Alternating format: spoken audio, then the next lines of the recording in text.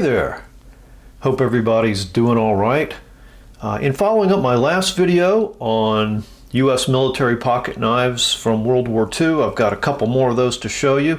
And the first one I want to show you is an Army and Navy Air Corps emergency fishing knife. So this is from the Army and Navy Air Corps before the Air Force was established. The Air Force, wasn't established as a separate branch of the military until September 18th, 1947.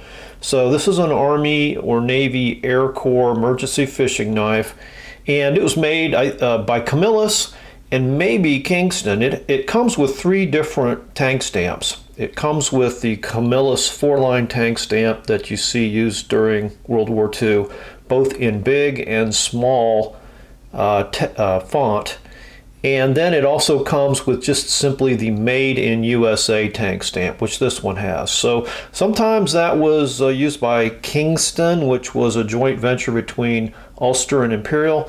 But in this case, it might also just be Camillus, because those knives are all identical.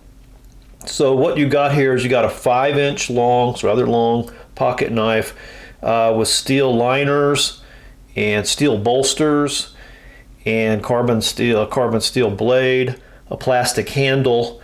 It's got a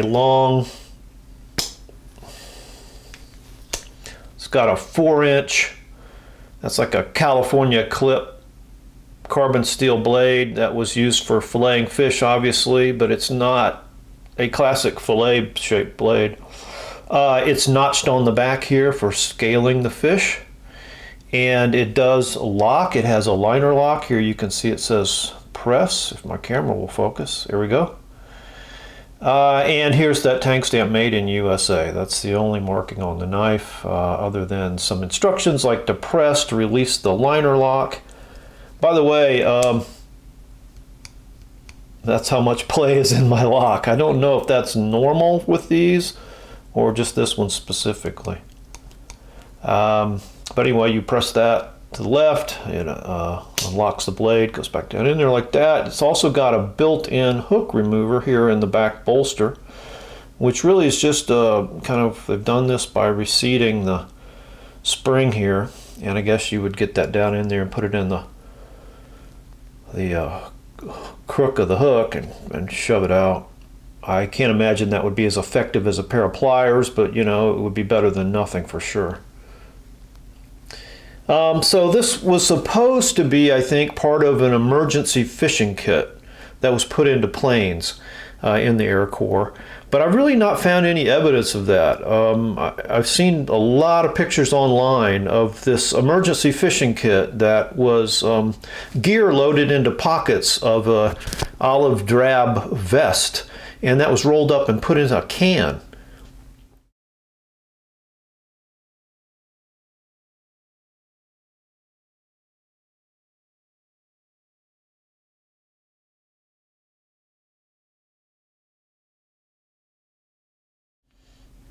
But all the pictures that I see of that, all the equipment, I never see this knife. You do see a knife made by Camillus that's got a long wood handle that goes in kind of a wood tube sheath that was floatable. But I really don't know where this knife lived, where it resided. It's a very, very low cost mass production knife. Obviously it's very lightweight, lightweight and low cost. That's good for just kind of an emergency piece of equipment, but I can tell you it's really poor quality. It's just not of the same quality of these other World War II pocket knives I've collected. And yeah, I never would have bought this knife, just like, hey, this is a good knife, I want to buy this knife. I bought this knife because it's a piece of history. So you can find this knife and the others like it on page 157 of Michael Silvey's The Complete Book of U.S. Military Pocket Knives. Okay, next up we have a wartime pocket knife that I think is really cool. This is a Coast Guard boatsman or rope knife. And this design was approved by the Coast Guard in 1944. For maritime service, and it was used by Coast Guard and Navy personnel. The Coast Guard simply called this the number 425 knife, although sometimes you hear it called the pattern Q5. That's because Camillus made these, and I think that was their model number. But it was also made by Cutmaster, which this one specifically is, and Imperial. Cutmaster used the model number 796 and Imperial 850. The Camillus ones had jigged wood handles. These are smooth. I believe these are Cocobolo. Sure looks like it. You know, Cocobolo kind of starts off reddish, ends up blackish. But these are beautiful wood handles. And I don't know, the Imperial ones look to be maybe black bone or black plastic jigged. Before we get into talking about the knife specifically, I just want to say a word about the Coast Guard's involvement in World War II. I didn't really realize this until I started researching it, but they were really involved heavily in amphibious assaults and landings and things like that. They were in harm's way and did a lot of work overseas in the war effort. So they had, I think, like 350 fully manned naval ships.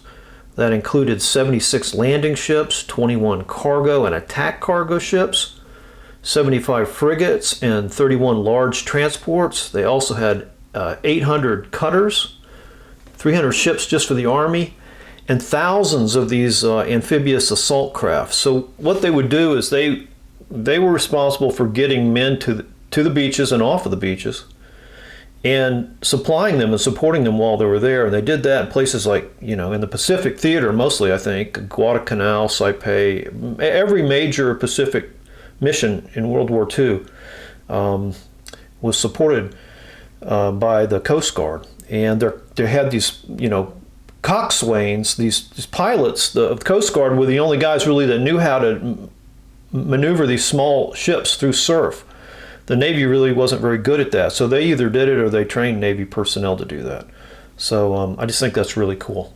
Okay, to the knife, you can see what we have here. It's just kind of a sway back jack. This one's got steel bolsters. They could either have steel or brass liners. This one has brass liners. Carbon spring, carbon blade, carbon steel bail.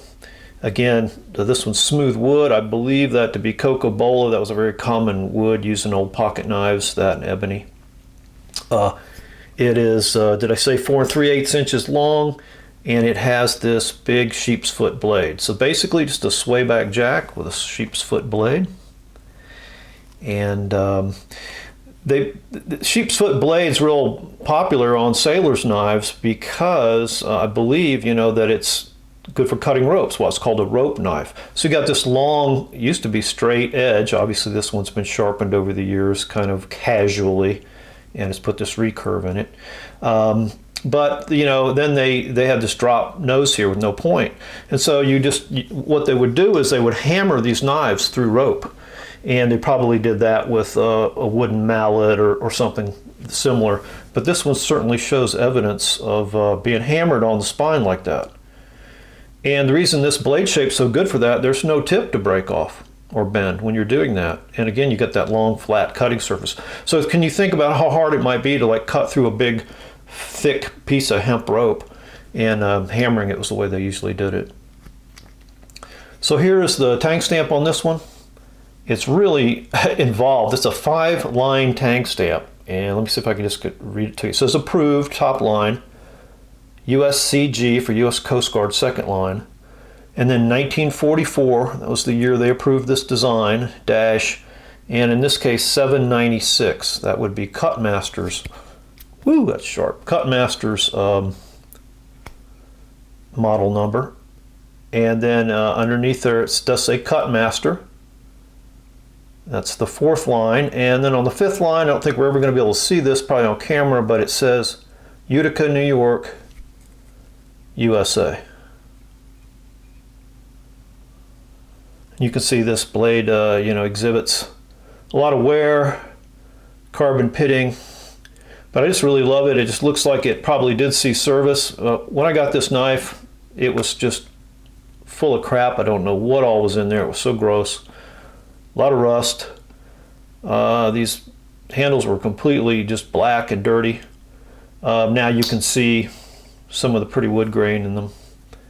But that, that's all I really did to it, was just shine it up, clean it. It's got this nice half stop. And it's just a great old military knife. I really, really like this one. You can find that knife and the Camillus and Imperial versions of it as well on page 155 of Michael Silvey's The Complete Book of U.S. Military Pocket Knives. Okay, it's been a look at 2 more U.S. military pocket knives from World War II. I'll put a link to the first video where I showed 5 of them off, and on that one I'll put a link to this one. Appreciate you watching, and have fun collecting.